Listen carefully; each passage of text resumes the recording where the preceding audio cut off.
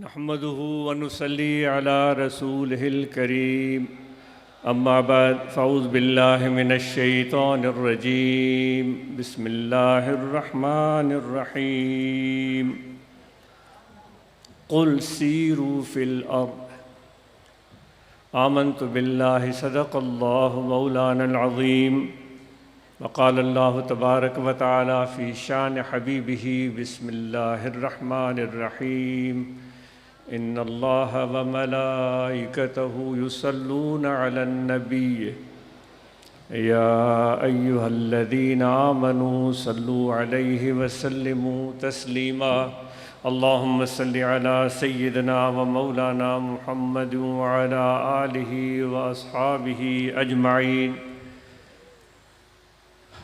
آپ معزز سامعین کا بہت شکریہ کہ آپ دعوت پر تشریف لائے، بہت شکریہ، جزاکم اللہ خیر۔ آپ کے اس محبت اور اس شوق اور اس جذبے کو دیکھ کر بیحد مسرت ہو رہی ہے اور فخر محسوس ہو رہا ہے۔ کیوں نہ ہم خطاکار اور گنہگاروں کو فخر محسوس ہو، جب کہ اللہ تبارک و تعالی اپنے بندوں کو ایک جگہ جمع ہو کر بیٹھتے ہوئے دیکھتا ہے، اور وہ سب ایک جگہ جمع ہو کر بیٹھتے ہیں، مختلف شکل، صورت، زبان، آواز، ذات پات، اطراف و اکناف، رنگ و نسل، سب مختلف۔ جمع ہونے کا مقصد اللہ تعالیٰ کی رضا، اور جمع ہو کر بیٹھیں اور صرف اللہ تعالیٰ کا ذکر کریں تو اللہ تعالیٰ فرماتا ہے میں اپنے ان بندوں پر فخر کرتا ہوں۔ جب ہمارا مالک، ہمارا خالق، محبوب رب العالمین اپنے ہم گنہگاروں کے اس عمل پر جو آج ہم نے کیا ہے اس پر فخر محسوس کرے تو آج ہمیں بھی فخر ہے، آپ پر فخر ہے۔ جو تشریف لائے ہیں اپنے کاموں کو چھوڑ کر، اپنے ذمہ داریوں کو، اپنے وہ لوگ جو روزانہ کماتے ہیں اور روزانہ کھاتے ہیں، ان کے مقابلے میں جن کی آمدن زیادہ ہے، جو روزانہ کمانے والے لوگ ہیں، ان کی قربانی بہت زیادہ ہے۔ جن کی آمدن زیادہ ہے وہ تو مہینوں میں بیٹھے رہیں، سالوں میں بیٹھے رہیں تو ان کو کوئی تکلیف نہیں ہوگی، لیکن جو روزانہ کماتے ہیں، روزانہ کھاتے ہیں، کوئی رکشہ چلاتا ہے، کوئی تغاری اٹھاتا ہے، کوئی دیوار چنتا ہے، کوئی ہل چلاتا ہے، اور کوئی خاتون کپڑے سیتی ہے یا کوئی کسی اسکول میں پڑھاتی ہے جس سے اس کے گھر کے ضروریات پورے ہوتے ہیں، تو آپ لوگوں کی قربانی بہت ہی زیادہ ہے، اور یقیناً اس قربانی کو اللہ جانتا ہے، اور اسی قربانی پر اللہ تعالیٰ فخر فرماتا۔ اے خواتین اور مرد، چھوٹا سا ایک سوال ہے، کبھی آپ لوگوں نے، آپ مرد حضرات اور خواتین نے کبھی سفر کیا ہے؟ سفر کیے ہوں گے، کسی ایک سفر کو یاد کریں اور اس سفر کو دوران پیش آنے والے کسی خاص واقعہ کو یاد کریں۔ خاتون ہو یا مرد ہو، امیر ہو یا غریب ہو، کوئی سفر کبھی بھی بچپن میں، جوانی میں یا بڑھاپے میں کوئی بھی ایک سفر کیا ہو جو یاد رہ گیا ہو، اور اس سفر کے دوران کوئی ایک واقعہ ہوا ہو جو آپ کو یاد رہ گیا ہو۔ ویسے بھی سفر علم حاصل کرنے کا ذریعہ ہوتا ہے۔ اللہ تعالیٰ فرماتا ہے کہ پس ان کو کہہ دیجئے کہ زمین میں سفر کریں، سیر و سیاحت کریں۔ تو آپ سے سوال کیا گیا وہ سفر یاد کریں، اس سفر کے دوران کوئی واقعہ ہوا ہو اس کو یاد کریں، اور عاجز بھی کوشش کرے گا کہ کسی ایک سفر کو یاد کرتے ہیں اور اس دوران پیش آنے والا کوئی واقعہ ہوا ہو کسی کے ساتھ بھی اس کو بھی یاد کرتے ہیں۔ پھر ہم سوچتے ہیں، ہم غور کرتے ہیں کہ سفر کیسے کیا جائے۔ اللہ تعالیٰ کا حکم ہے، ہم دین کے نقطہ نظر سے یہ گفتگو کر رہے ہیں، قرآن مجید کی ہدایت میں یہ گفتگو کر رہے ہیں۔ تو جب خدا حکم دے رہا ہے کہ زمین میں سفر کرو، تو اس کے پیچھے کیا معنی ہو سکتی ہے؟ یقیناً آپ نے سفر کیا ہوگا تو خدا کے حکم کی بجاوری کی ہے۔ اگر پہلے نہیں تو اب تو یہ چیز، اگر آپ کو پہلے معلوم نہیں تھا اب تو یہ معلوم ہو گیا کہ سفر کرنے کا حکم اللہ تعالیٰ کی طرف سے ہمیں مل رہا ہے۔ اگر غور و فکر ہم نہیں کریں گے سفر کے دوران پیش آنے والے واقعات پر، تو شاید جو سفر کا حکم ہو رہا ہے اس حکم کا مقصد پورا نہیں ہو سکے گا۔ وہ سفر تو ہوگا، حکم کی بجاوری بھی ہوگی، لیکن اس سفر کے پیچھے جو اللہ تعالیٰ کی حکمت ہے، جو خواہش ہے ہمارے لیے، وہ اس وقت پوری ہوگی جب ہم سفر کے دوران پیش آنے والے چیزوں کو آنکھ کھول کر دیکھیں اور پھر آنکھوں کے اوپر موجود اس دماغ کو ہم استعمال کریں اور پھر ان واقعات پر فکر کریں، سوچیں، اور پھر جو ہم سفر ہیں ان کے ساتھ بھی ہم کلام ہو اور ان کی وضاحت اور ان کی حکایت اور ان کے تجربے کو بھی سمجھنے کی کوشش کریں۔ کہتے ہیں کہ ایک شہر میں بادشاہ پہنچا۔ پرانے زمانے میں بادشاہ جب سفر کرتے تھے تو ان کے سفر کے بہت ہی زیادہ لوازمات ہوتے تھے، جو آج بھی ہوتے ہیں، لیکن اس وقت ان کے لوازمات اور طریقے آج کے وقت کے مقابلے میں مختلف ہوتے تھے۔ ان کا ایک لشکر اور سپاہ ان کے ساتھ ہوتا تھا۔ وہ گھوڑے پر بیٹھتے تو ہاتھی بھی ساتھ چلتے اور ساتھ میں خدمتگار بھی چلتے، باورچی بھی چلتے، غلام بھی چلتے، ان کے فیملی ممبر بھی چلتے، تو یہ سارے لوازمات ہوتے تھے۔ کسی بھی علاقے میں اگر بادشاہ پہنچ جاتا تو پورے علاقے میں شہرت ہو جاتی تھی۔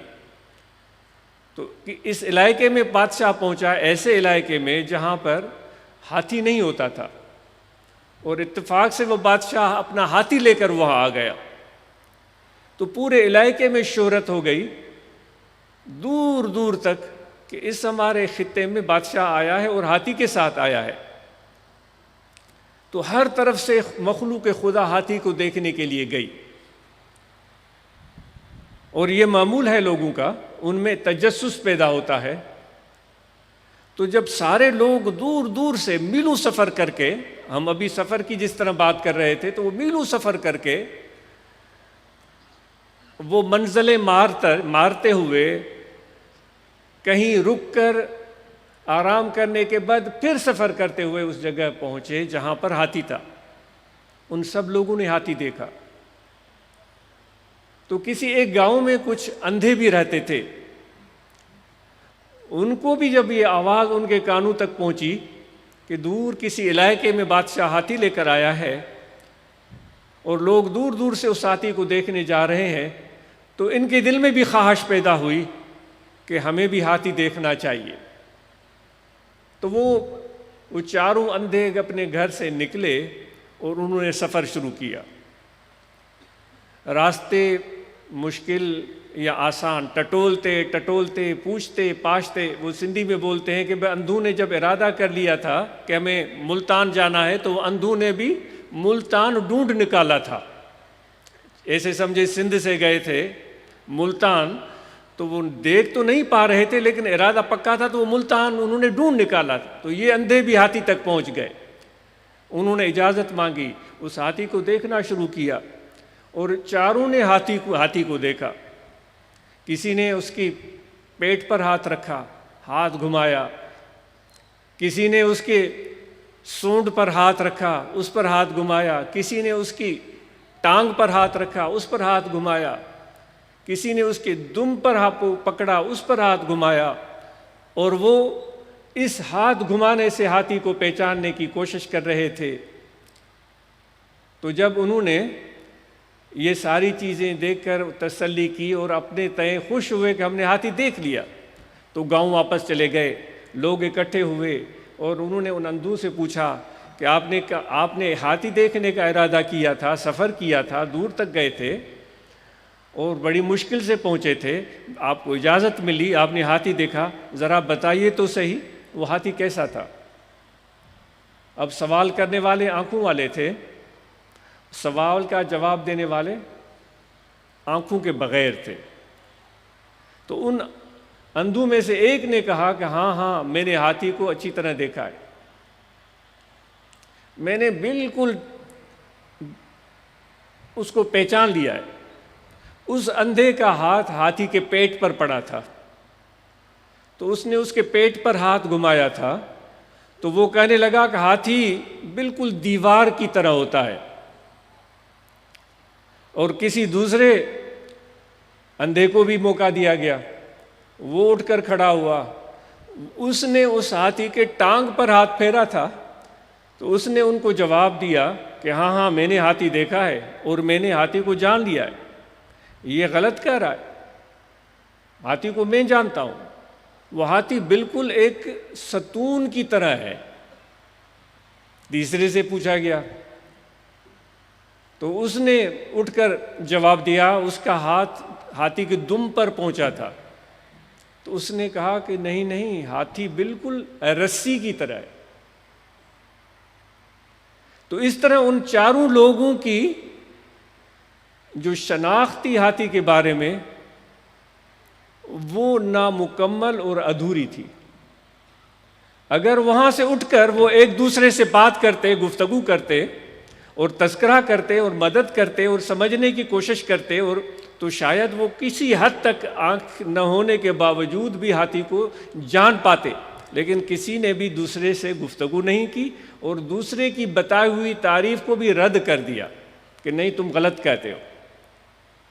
تو دوستو، جب انسان کی نظر نہ ہو، فہم نہ ہو، عقل نہ ہو، سوچ استعمال نہ کرے، دماغ استعمال نہ کرے، تو کسی چیز پر پہنچ کر اس کو ٹٹولنے، ہاتھ گھمانے، دیکھنے کے بعد بھی اس کے تعارف سے محروم رہ جاتا ہے۔ اللہ تعالیٰ فرماتا ہے زمین میں نکلو اور جاؤ، اور پھر تم جو کچھ بھی دیکھتے ہو اس پر غور کرو، اور صرف غور ہی نہ کرو بلکہ تمہیں چاہیے کہ ایک دوسرے کے ساتھ اس کا بیان بھی کرو، کیونکہ ہر انسان کو اللہ تعالیٰ نے صلاحیتوں سے نوازا ہے۔ اور پھر جو بھی سچی بات آپ کے سامنے آئے، جو درست ہو، اس درست بات کو ماننے کے لیے بھی تیار ہو جاؤ، بجائے اس کے کہ میں اپنی رائے پر، اپنے خیال پر، اپنی سوچ پر پکا رہوں اور سچ ماننے کے لیے تیار نہ ہوں۔ مجھے چاہیے کہ اپنے دماغ کو کھلا رکھوں، اور جب میرے سامنے کوئی سچ بات بتائے، حق بات بتائے، تو میرے دل میں اتنا ظرف ہونا چاہیے، میرے اندر اتنا حوصلہ ہونا چاہیے، اتنی ہمت ہونی چاہیے کہ اس سچ کو تسلیم کرنے کے لیے تیار ہو جاؤ۔ اللہ تبارک، جس طرح حضور علیہ الصلوۃ والسلام نبوت کا پیغام لے کر آئے اور انہوں نے ہمیں بتایا کہ اللہ تعالیٰ ایک ہے، انہوں نے ہمیں بتایا کہ اللہ رحمان ہے، انہوں نے ہمیں بتایا کہ اللہ تعالیٰ رحیم ہے، انہوں نے ہمیں بتایا کہ اللہ تعالیٰ غفار الذنوب ہے، انہوں نے ہمیں بتایا کہ اللہ تبارک و تعالیٰ اپنے بندوں سے ماں سے بڑھ کر محبت کرتا ہے۔ حضور علیہ الصلاۃ والسلام نے ارشاد فرمایا کہ اللہ تبارک و تعالیٰ اپنے بندوں کی طرف ہر وقت متوجہ رہتا ہے۔ حضور علیہ الصلاۃ والسلام نے فرمایا کہ اللہ تعالیٰ چاہتا ہے کہ تم مجھ سے مانگو، ادعونی استجب لکم۔ حضور نے فرمایا، ہمیں سکھایا کہ اللہ تعالیٰ فرماتا ہے کہ تم مجھ سے مانگو، اس چیز میں مت پڑو کہ میں تمہیں کیا دیتا ہوں کیا نہیں دیتا ہوں، تمہارا کام ہے کہ مجھ سے مانگو، اور پھر میں کیا دیتا ہوں وہ مجھ پر چھوڑ دو، کیونکہ میں حکیم ہوں، میں خبیر ہوں، میں علیم بذات الصدور ہوں، میں زیادہ جاننے والا ہوں، میں زیادہ باخبر ہوں۔ وہ کہتا ہے کہ جو تمہارے راز تمہارے دلوں میں چھپے ہوئے ہیں ان رازوں سے بھی میں واقف ہوں، جو اس وقت تم کر رہے ہو وہ بھی مجھے پتہ ہے، جو بعد میں تمہارے ساتھ ہو سکتا ہے اس کا بھی مجھے پتہ ہے۔ تو تمہیں چاہیے کہ تم مجھ پر بھروسہ اور یقین کرو، اور جو میں فیصلہ صادر کروں اس فیصلے کو دل و جان سے قبول کرو، اور پھر میری ہدایت کی روشنی میں سفر کرو۔ میں نے آسمان بنائے ہیں تو ایسے ہی دیکھ کر سرسری سی نظر ڈال کر اس کو چھوڑ مت دو۔ میں نے زمین بنائی ہے، ایسے سرسری سی نظر ڈالی، ہوں ہاں کیا، واہ واہ کیا اور چلے گئے۔ اللہ تبارک و تعالیٰ فرماتا ہے کہ نہیں، یہ ادھورا کام ہوا۔ اللہ تبارک و تعالیٰ نے درخت پیدا کیے، جس طرح کہتے ہیں کہ علم نباتات، علم حیاتیات، علم فلکیات، علم کیمیا، یہ سارے علوم ہیں۔ جو راز میں نے درخت کے اندر چھپا کے رکھا ہے اس کو بھی تو سمجھنے کی کوشش کرو۔ ہمیں سینکڑوں درخت دیکھتے ہیں، وہ درخت کی کوئی پرواہ نہیں ہوتی، لیکن جب کڑاکے کی دھوپ ہمارے سر پر پڑتی ہے اور پسینہ ہمارے جسم سے پانی کی طرح بہنے لگتا ہے، پھر درخت یاد آتا ہے اور پھر اس کے سائے میں جا کر بیٹھتے ہیں۔ اللہ تعالیٰ فرماتا ہے کہ یہ تو تمہاری مجبوری ہوئی، اس کیفیت سے پہلے میرے ان رازوں کو سمجھنے کی کوشش کرو کہ میں تمہارے لیے اس زمین میں جو بھی راز چھپا کر رکھے ہیں ان کو ٹٹول ٹٹول کر، ڈھونڈ ڈھونڈ کر ان کو سمجھنے کی کوشش کرو، ان رازوں کو پانے کی کوشش کرو تاکہ تمہارا سفر مکمل ہو۔ اگر تمہارے آنکھوں کے سامنے کوئی واقعہ ہوتا ہے، اس واقعے پر بھی تمہاری نظر ہو اور غور اور فکر اور توجہ۔ کہتے ہیں کہ ایک درویش کو شوق پیدا ہوا کہ میں سفر پر جاتا ہوں۔ وہ بلخ یا بخارا کا رہنے والا اپنے گھر گھاٹ کو چھوڑ کر دور کے سفر پر چل پڑا، اور وہ ایک جگہ پہنچا، اس نے کسی پرانے سے گھر میں پناہ لی جو ویران تھا، اس میں کوئی نہیں رہتا تھا۔ اس درخت کے اندر اس اجڑے ہوئے گھر کے اندر ایک درخت تھا، اس درخت کے سائے تلے بیٹھ گیا۔ کوئی بنی نوع بشر وہاں نہیں تھا، کچھ بھی نہیں تھا۔ اس کے خیال میں کہ میں یہاں سانس لیتا ہوں، پھر میں سفر آگے شروع کرتا ہوں۔ غور و فکر کی بات ہو رہی ہے، ایک تو وہ علمی حوالے سے ہو رہی ہے، دوسری روحانی حوالے سے بھی ہو رہی ہے کہ ان سب واقعات میں صرف ہمارے سائنسی علوم پوشیدہ نہیں ہوتے، بلکہ اس میں ہمارے روحانی طور پر بھی علوم پوشیدہ ہوتے ہیں جو ہمارے رہنمائی کا سبب بنتے ہیں۔ تو اس میں بیٹھ گئے اور وہاں انہوں نے دیکھا کہ کوئی سانپ آیا، ان کو دیکھا کہ وہ اندھا تھا، اور وہ سانپ ادھر ادھر بھٹکنے لگا۔ اتنے میں کوئی چڑیا آئی، اس چڑیا کے منہ میں کوئی چھوٹا سا کیڑا مکوڑا تھا، اس سانپ کے قریب بیٹھی، سانپ نے اپنا منہ کھولا، اس کے منہ میں وہ کیڑا ڈالا اور وہ چلی گئی۔ پھر دوبارہ آئی، پھر کچھ اور کھانے کی چیز سانپ کے لیے لے کر آئی، پھر تیسری، پھر چوتھی۔ یہ درویش اس عمل کو بڑے غور سے دیکھتا رہا۔ اب اس نے اس سے کیا سبق اخذ کیا اس نے یہ اخذ کیا کہ اتنا بڑا رزاق، اللہ تعالیٰ اتنا رزاق، جو اندھے سانپ کو اس چڑیا کے ذریعے غذا پہنچا رہا ہے، جو سانپ اس چڑیا کا دشمن ہوتا ہے، جو اس کے گھونسلے میں گھس کر اس کے بچے کھاتا ہے، اس کے انڈے کھاتا ہے، ان چڑیوں کو کھاتا ہے، ان کی نسل کو مٹاتا ہے، اس اندھے سانپ کو اس چڑیا کے ذریعے غذا پہنچا رہا ہے، تو میں گھر سے کیوں نکلا ہوں؟ میں گھر میں بیٹھ جاتا ہوں، جب اندھے سانپ کو رزق مل رہا ہے تو مجھے بھی گھر میں روزی مل جائے گی۔ تو واپس آیا، اپنے گھر میں جا کر بیٹھ گیا، تو علاقے میں مشہور ہو گیا کہ فلاں شخص جو گھر سے سفر کے لیے نکلا تھا وہ سفر ادھورا چھوڑ کے گھر آ گیا ہے۔ تو ایک دوست ان سے ملنے گیا اور ان سے ملاقات کی اور ان سے پوچھا کیسے سفر کو ختم کیا؟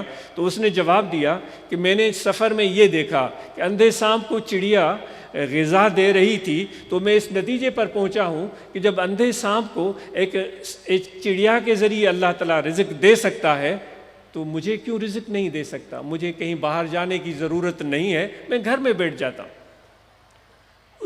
اب اس نے بھی اس واقعے سے ایک نتیجہ اخذ کیا، اس کا بھی ایک علم تھا، اس کا بھی ایک تجربہ تھا۔ جو شخص چل کر آیا وہ بھی درویش تھا، وہ بھی اللہ والا تھا۔ تو اس نے کہا کہ میرے بھائی، مجھے بڑا افسوس ہے کہ تم نے اس واقعے کو دیکھ کر سانپ بننا منظور کیا ہے، تم نے چڑیا بننے کا ارادہ نہیں کیا۔ یعنی کہ چڑیا اپنا پیٹ بھی بھر رہی تھی اور اپنے دشمن کا بھی پیٹ بھر رہی تھی۔ سانپ تو مجبور اور لاچار اس چڑیا کے اوپر بھروسہ کر کے بیٹھا ہوا تھا۔ تو اس درویش نے کہا کہ تم نے وہ سانپ کو غذا دینے کے لیے دور دور تک اڑ کر جا رہی تھی، اور پھر وہاں سے کوئی چیز پکڑ کے پھر اڑتی ہوئی وہاں تک آتی تھی۔ تو اس نے کہا کہ تم نے سانپ بننا منظور کیا، چڑیا بننا منظور نہیں کیا۔ دوستو، یہ ہم اپنے آپ سے پوچھیں کہ اس واقعے میں ہم کہاں کھڑے ہیں؟ کہ ہم کسی اور کے ہاتھ کی طرف دیکھ رہے ہیں کہ وہ ہمیں کچھ کھلائے گا اور پلائے گا، یا ہم اس جگہ پر کھڑے ہیں جو محنت کر کے صرف اپنا پیٹ پالتے ہیں اور بس، یا اس جگہ پر کھڑے ہیں کہ اپنے زیادہ سے زیادہ اپنے خاندان کا پیٹ پالتے ہیں یا والدین کا پیٹ پالتے ہیں اور بس، یا اس سے تھوڑا آگے اس جگہ پر کھڑے ہیں کہ اپنا پیٹ پالتے ہیں، اپنے گھر والوں کا پیٹ پالتے ہیں، یعنی ان کو بھی مدد دیتے ہیں، اپنے دوستوں کو بھی مدد دیتے ہیں، والدین کی بھی خدمت کرتے ہیں، یا اس سے بھی اور آگے دوستارا کجا کنی محروم تو کے بعد دشمنا نظرداری، کہ خدا کی صفات سے متصف ہونے کا ہم سب کو حکم ملا ہے۔ تخلقوا باخلاق اللہ، خدا کے اخلاق میں، خدا کے رنگ میں رنگ جاؤ۔ اے میرے بندے، اے انسانوں، اللہ تعالیٰ کے رنگ میں رنگ جاؤ۔ تو اس سے بھی آگے وہ کیا مقام ہے کہ اپنا بھی پیٹ بھر رہا ہے، اپنے خاندان کی بھی خدمت کر رہا ہے، دوست رشتہ داروں کا بھی خیال کرتا ہے، اور اس سے بھی آگے جو اس کے دوست نہیں ہیں بلکہ اس کے ساتھ دشمنی کرتے ہیں، ان کا بھی خیال رکھتا ہے۔ حضور علیہ الصلوۃ والسلام کی مبارک سیرت مبارکہ میں آپ نے دیکھا ہوگا کہ اپنوں کو تو سینے سے لگاتے تھے، جو دشمن ہوتے تھے، آپ کے جان کے در پے ہوتے تھے، نعوذ باللہ من ذالک، آپ کے خون کے در پے ہوتے تھے، ان کو بھی سینے سے لگاتے تھے، ان کو بھی چارپائی پر بٹھاتے تھے، ان کو بھی کھانا کھلاتے تھے، ان کو بھی عزت دیتے تھے، ان کی بھی مہمان نوازی کرتے تھے۔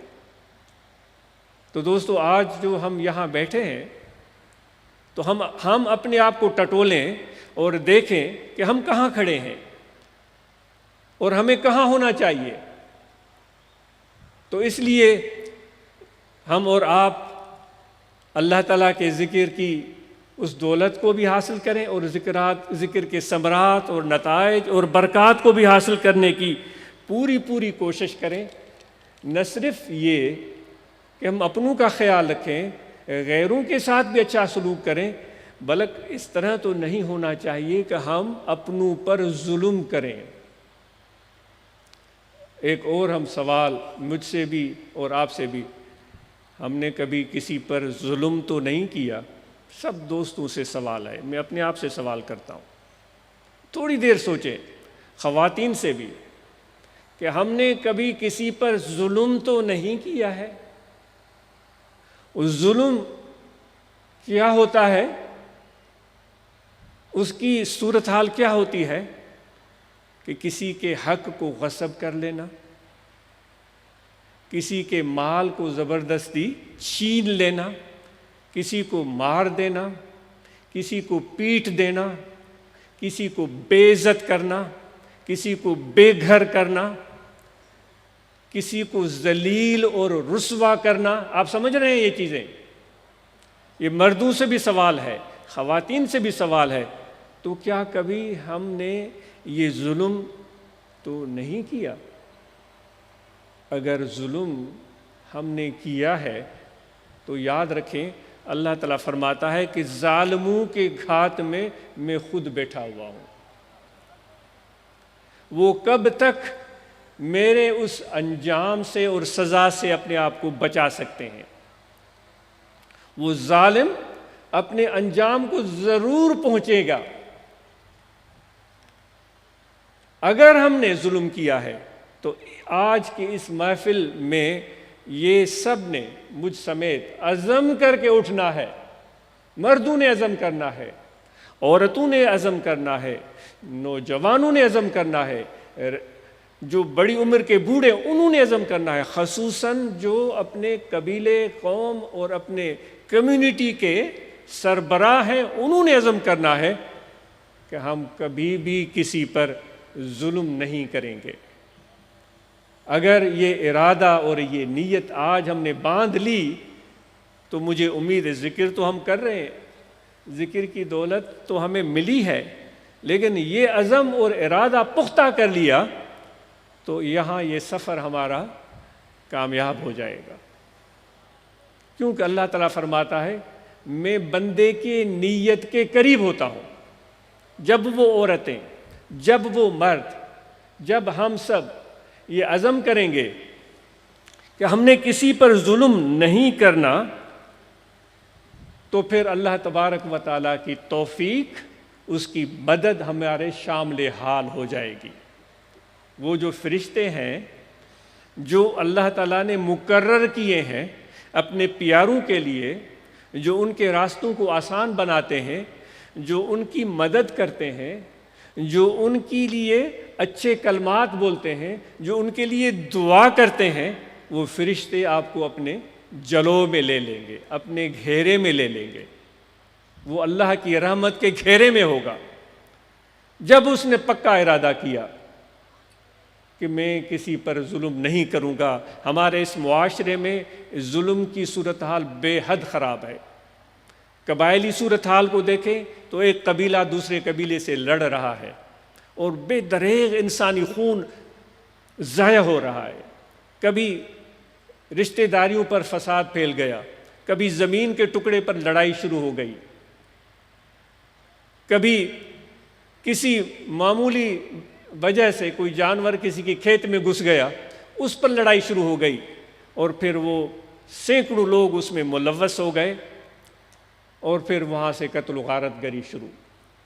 آج میرے ذکر والے بھائیوں، میرے دوستوں، ہم وہ لوگ ہیں جو اپنے آپ کو ذکر والا بولتے ہیں، ہم نقش بندی ہیں، ہم محمدی ہیں، ہم حضور علیہ السلام کے ساتھ محبت اور ادب کا رشتہ رکھتے ہیں۔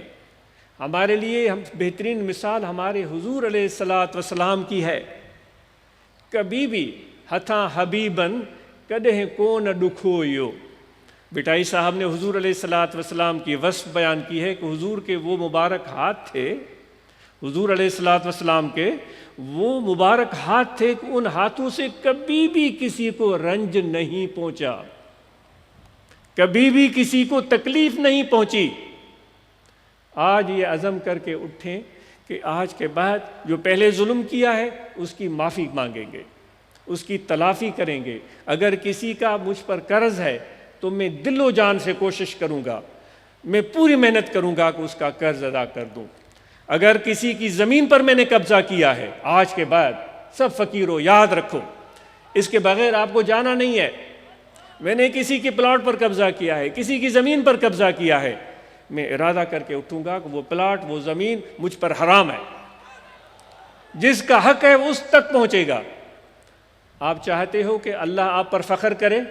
آپ چاہتے ہیں؟ آپ چاہتے ہیں میرے آقا و مولا حضرت صلی اللہ علیہ وآلہ وسلم کی ذات آپ پر فخر کرے؟ آپ چاہتے ہیں جب قیامت کے دن ہم اور آپ اللہ تعالیٰ کے حضور میں حاضر ہوں تو اللہ تعالیٰ ہم پر خوشنودی کی نظر ڈالے، خوشنودی کی نظر ڈالے؟ آپ چاہتے ہو کہ حضور علیہ الصلوۃ والسلام جن کی دربار پر جانے کے لیے ہم سب تڑپتے ہیں، جن کی خدمت میں حاضری کے لیے ہم تڑپتے ہیں، کیا تم چاہتے ہو کہ جب تمہاری حاضری، یہاں بھی حضور علیہ الصلوۃ والسلام کا جلوہ موجود ہے، آپ موجود ہیں، ہم ان سے دور نہیں ہیں، وہ ہم سے دور نہیں ہیں، وہ ہمارے دلوں میں ہیں، ہمارے دائیں ہیں، ہمارے بائیں ہیں، ہمارے ہر طرف حضور علیہ الصلوۃ والسلام کا جلوہ موجود ہے۔ اگر میرے بھائیو، اگر عاشق رسول ہو اور چاہتے ہو کہ حضور علیہ الصلوۃ والسلام آپ کو اور ہمیں مسکرا کر دیکھیں، خوش ہو کر دیکھیں، اور ہمارے سر پر دست شفقت رکھیں اور کہہ دیں کہ یہ میرا امتی ہے، اور فرما دیں کہ ہم اس سے پیار کرتے ہیں، تو پھر عزم کر کے اٹھو کہ ظلم کبھی بھی نہیں کرو گے، اور کسی کا حق کسی نے ہڑپ کیا ہوا ہے تو یہاں سے جانے نہ پائے، اس سے پہلے پکا ارادہ کر لے کہ میں اس کا حق اس کو واپس کر دوں گا۔ یقین کریں، میرے حضور کی دعا، میرے آقا و مولا حضرت صلی اللہ علیہ وسلم کی دعا، ان سب فقیروں کی دعا ایسے رحمت کے اور رزق کے دروازے آپ کے لیے کھولے گی، ایسی جگہ سے اللہ تعالیٰ آپ کو عطا کرے گا کہ جہاں سے آپ کا گمان بھی نہیں ہے، اور آپ مالا مال ہو جاؤ گے۔ کیا آپ اور ہم سب اس چیز پر عزم کرتے ہیں کہ کسی پر ظلم نہیں کریں گے؟ اور خصوصی بات، کوئی عورتوں پر ظلم نہیں کرے گا، کوئی عورتوں پر ظلم نہیں کرے گا، اور کوئی بھی شخص کسی غریب اور مسکین کو حقارت کی نظر سے نہیں دیکھے گا۔ یاد رکھیں، حضور علیہ الصلوۃ والسلام کی خدمت میں سب لوگ آتے تھے، سب لوگ آتے تھے، ہر طبقے فکر کے لوگ آتے تھے، لیکن حضور علیہ الصلوۃ والسلام کی محبت اور پیار اور شفقت اور الفت جو زیادہ تھی وہ مسکینوں کے ساتھ تھی۔ جو مزدور پیشہ لوگ میرے دوست یہاں بیٹھے ہوئے ہیں، جو رکشہ چلاتے ہیں، جو ریڑیاں لگاتے ہیں، جو دیواریں چنتے ہیں، جو زمین میں ہل چلاتے ہیں، جو ٹریکٹر چلاتے ہیں، آپ کی اس محنت پر اتنا پیار آتا ہے کہ کاش کہ مجھے اتنا بڑا دل ملے، اتنا بڑا حوصلہ ملے، اتنی توفیق ملے کہ ان مزدوروں کے ہاتھوں کو میں چوموں، جن کی محنتوں سے آج ہمیں ہر طرف ہریالی نظر آتی ہے، خوشحالی نظر آتی ہے۔ امیر لوگ تو کرسی پر بیٹھے رہتے ہیں ٹانگ پر ٹکا کے، کیا کرتے ہیں وہ صرف زبان خرچ کرتے ہیں۔ تو جو بھی یہ کام کرنے والے میرے دوست ہیں، مجھے عاجز آپ سے میرا دل آپ سے پیار کرتا ہے، اور انشاءاللہ آپ امیر ہو جائیں گے، مجھے یقین ہے، آپ خوشحال ہو جائیں گے، آپ کی تنگی کے دن ختم ہو جائیں گے، اور پھر ایسا رنگ چڑھے گا کہ آپ کے اوپر اللہ تعالیٰ کا رنگ چڑھے گا۔ وہ رنگ کا مزہ کیا ہوتا ہے؟ اس رنگ کا مزہ یہ ہوتا ہے کہ باہر سے وہ سیٹھ لوگ کہیں گے سبحان اللہ، اتنا بڑا امیر۔ اللہ تعالیٰ کے رنگ کی معنی کو آپ سمجھنے کی کوشش کریں۔ وہ ایسا رنگ ہوگا، لباس بھی ہو سکتا ہے، پگڑی بھی ہو سکتی ہے، کوئی چوغا بھی ہو سکتا ہے، کوئی اوور کوٹ بھی ہو سکتا ہے، کوئی قیمتی کپڑا بھی ہو سکتا ہے۔ وہ ایسا رنگ اس پر چڑھے گا کہ جو امیر لوگ ہیں وہ انگشت بدندہ ہوں گے. ہاں واہ بھائی یہ کیا کایا پلٹ ہو گئی. یقین کریں, مجھے تو یقین ہے آپ سب امیر بنیں گے, اور خدا کے رنگ کا اثر دیکھیں, لیکن ان کا دل جو ہے وہ مسکین ہوگا. ان کے دل میں نرمی ہوگی, ان کے دل میں محبت ہوگی, ان کے دل میں احساس اور درد ہوگا, اوروں کے لیے فکر ہوگی. وہ کسی کے پریشان ہونے پر وہ تڑپ جائیں گے, اور بے اختیار ان کی مدد کے لیے ان کے ہاتھ بڑھیں گے. یہ میرے نبی علیہ الصلاۃ والسلام کا کام تھا. یہ میرے نبی علیہ الصلاۃ والسلام کا کام تھا. تو آپ جتنے بھی آج ہمارے بھائی یہاں پہنچے ہیں, جو دہاڑی دار, مزدور پیشہ, کام کرنے والے, آپ پر فخر ہے, آپ سے بہت محبت ہے. مجھے آپ اپنی دوستی میں قبول کر لیں.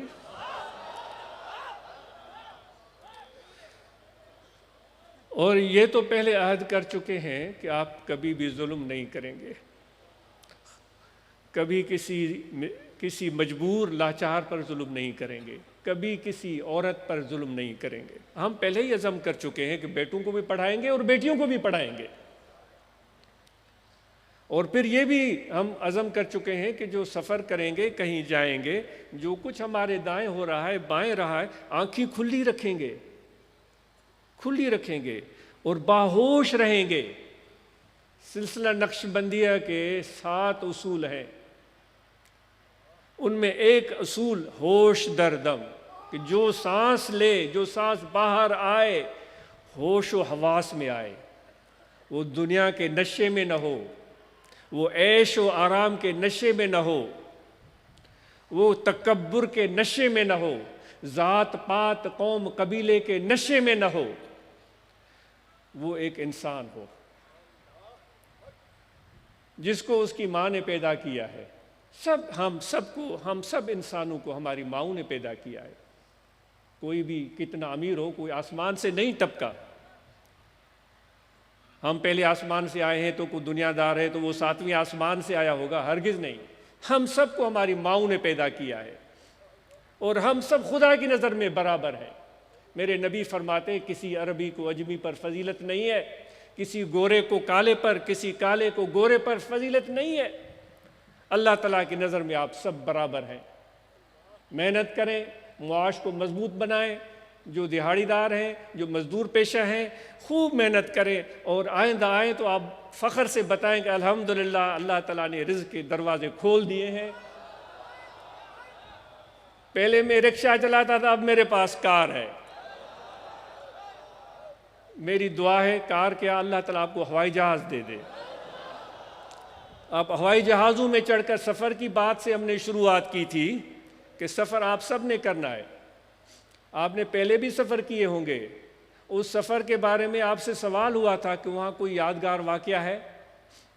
پھر مثال کے طور پر آپ کو بتایا کہ ایک شخص نے سفر کیا, اندھو نے بھی سفر کیا. اس سفر میں انہوں نے جو کچھ دیکھا, پھر ان کو اس پر کس طرح غور کیا, وہ بھی چیز بتائی گئی. آج کے بعد آپ سب نے سفر کرنا ہے, کیونکہ یہ سنت رسول ہے اور اللہ تعالیٰ کا حکم ہے.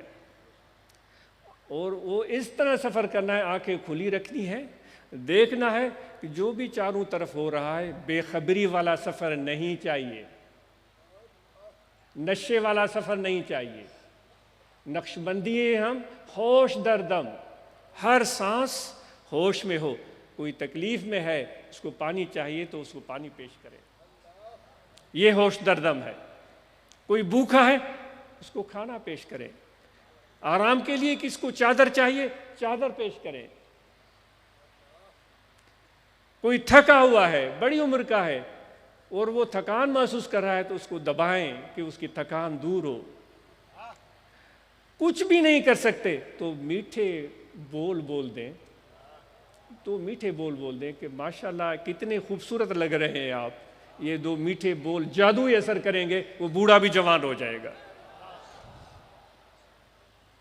تو یہ میرے نبی علیہ الصلاۃ والسلام کی تعلیم ہے. اللہ تعالیٰ فرماتا ہے میرے نبی کے اسوہ حسنہ کو اختیار کریں اور یہی حضور علیہ الصلاۃ والسلام کا پیارا طریقہ ہے۔ تو آخر میں طریقے ذکر عرض کرتے ہیں، یہاں دل ہے، دل میں توجہ رکھیں۔ خواتین سے بھی گزارش ہے، پھر یہ دوبارہ ذکر جو آپ کو دیا ہے نا، یہ ایک بات، ذکر جو آپ کو دیا ہے اس کی قدر کریں، اس کو معمولی نہ سمجھیں۔ یہ ذکر نہیں ہے، یہ ہمارے مشائخ نے ذکر دے کر آپ کو تخت پر بٹھا دیا ہے۔ یقین کریں، جو ذکر کی دولت ملی ہے نا، ایسے سمجھے سلیمان علیہ السلام کے تخت پر بیٹھ گئے ہیں آپ۔ ان کی تو بڑی عظمت، وہ اللہ کے پیارے پیغمبر، تو وہ تخت پر جب بیٹھتے تھے تو کیا ہوتا تھا؟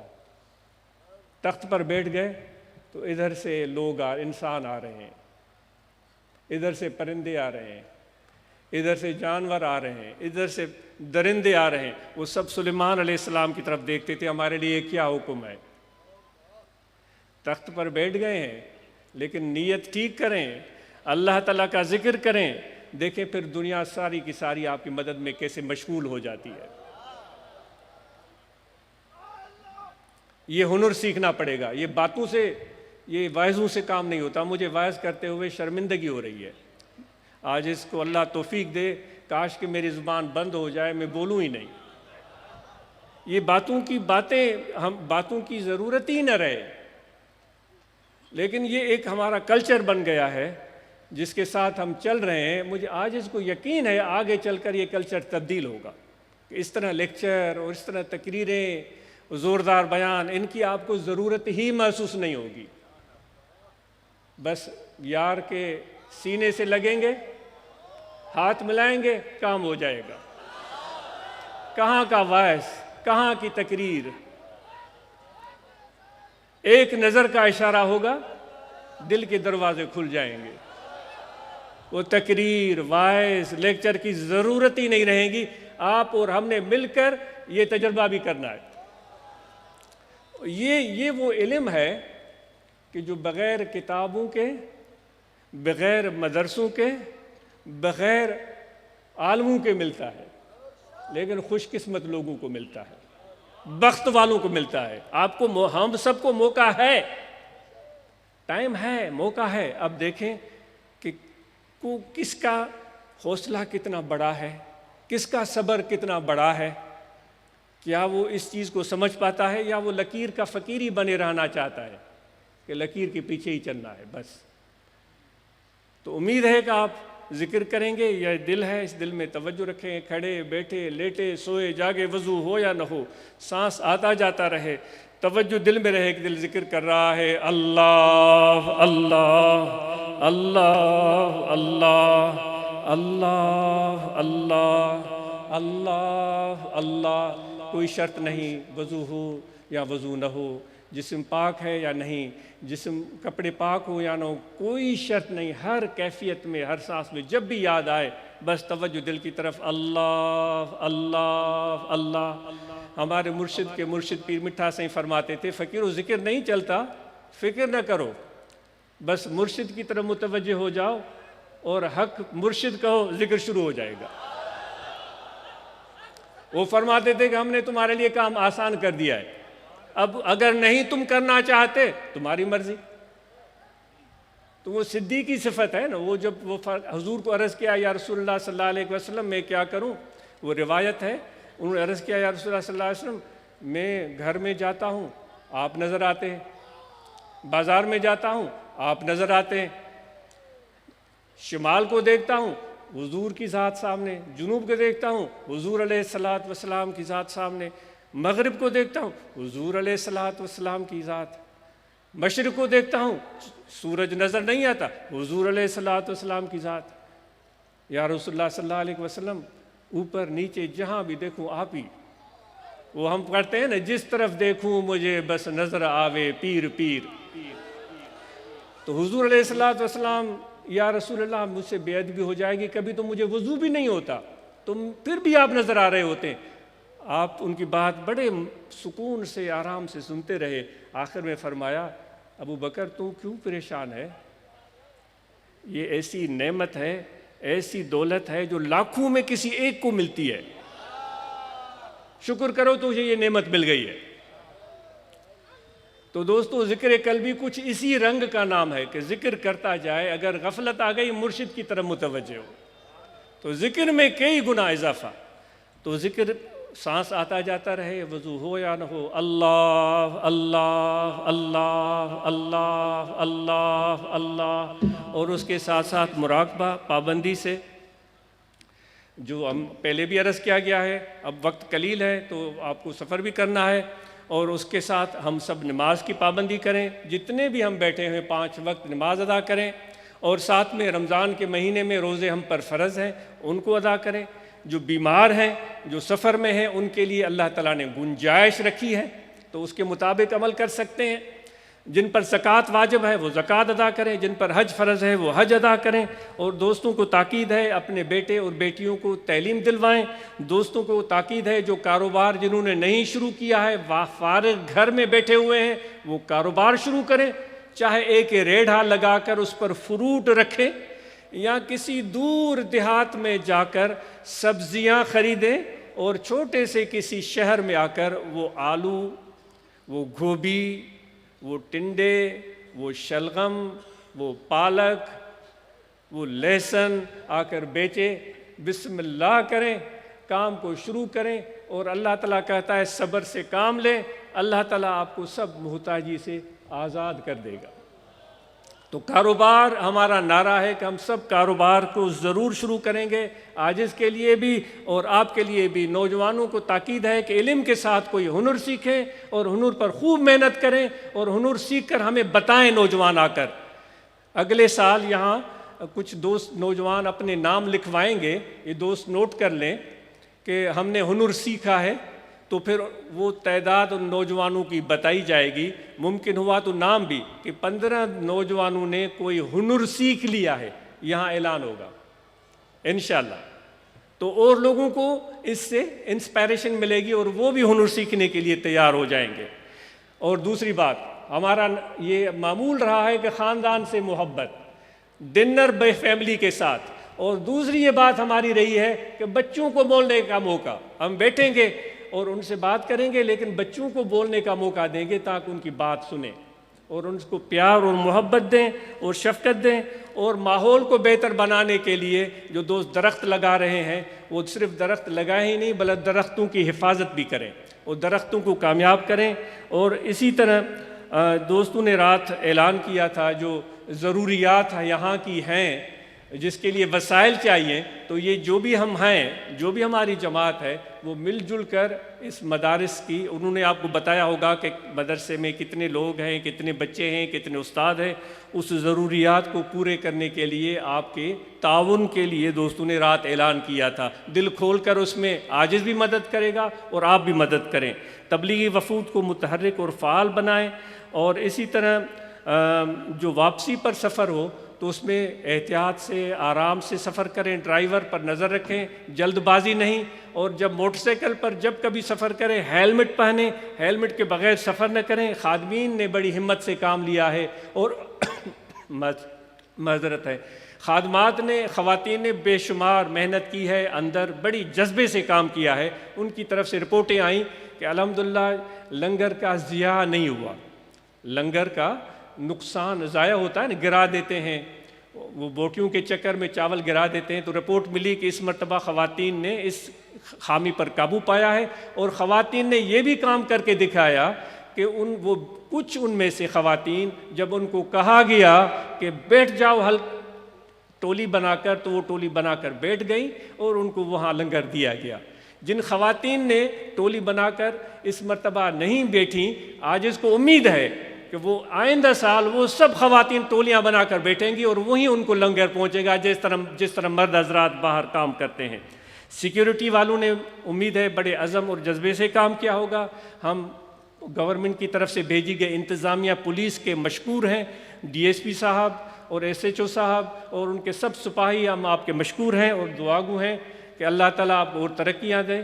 جس کے ایک پھول ہے اس کے 2 پھول ہو جائیں، جس کے 2 پھول ہیں تو اس کو 3 ہو جائیں، اور ترقیاں ہوں اور کامیابیاں ہوں۔ اور امید ہے کہ آپ نے پوری ذمہ داری سے اور دیانتداری سے یہاں فقیروں کی خدمت کی ہوگی۔ اللہ آپ کو اجر عظیم عطا فرمائے۔ آپ سب کا بہت شکریہ، جزاکم اللہ خیر۔